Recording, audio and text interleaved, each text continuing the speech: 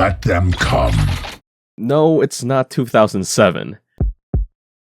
Transformers Rise of the Beast is a soft reboot of sorts from the Michael Bay of films of yesterdecade. And it's a series of films that, frankly, I've gotten very tired of. The pill. But having heard that Bumblebee, the sequel prequel, was actually a solid entry just as a movie in general, piqued my interest for at least this entry, having thought that they finally figured it out both story-wise and character-wise. Because as much as people like to drag the product that is the Bayhem trilogy, it had some pretty good action. It was just completely ridiculous in its story, characters, and especially its dialogue. The pill. But now, having seen Rise of the Beasts, well, it's pretty underwhelming. This, by very definition, is what a film looks like and feels like when it comes to being too safe. The story following the Autobots against the Terracons feels fine.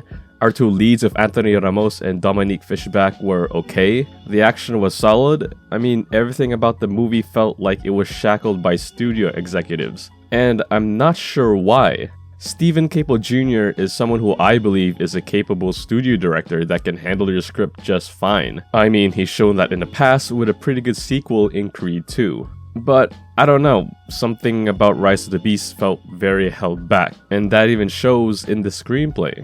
The dialogue is fairly terrible, plain and simple, a lot of tell and no show.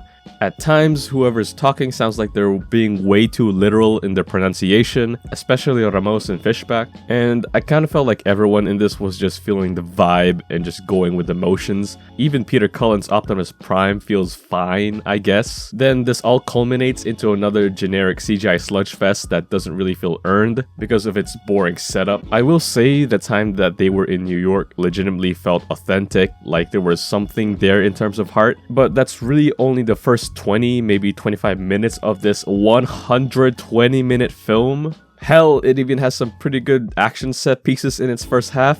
It's just the last half feels very soulless. And that's really all I have to say non-spoiler wise, because there's nothing here really. It's a pretty thin movie. The only thing I'll bring up for spoilers' sake is the introduction of the G.I. Joe.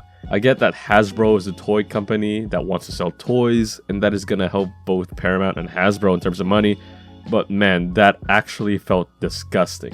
Like you could see the corporate stench coming through the screen. And that's probably why it kind of felt held back so much. For whatever goodwill the movie earned at that point, it really lost me and took me out of the movie, even if it was towards the end of the film. But, I mean, it's a standard summer blockbuster with some hints of style, another movie about giant robots fighting each other, or yet another MacGuffin to save or destroy the universe. And to be honest, there's another movie that just came out in the past week that's probably showing across your theater, which you should probably watch instead, so you can actually get your money's worth. I'm feeling a 2 out of 5 on Rise of the Beasts, nothing of note to write home about, and also there's no Linkin Park outro.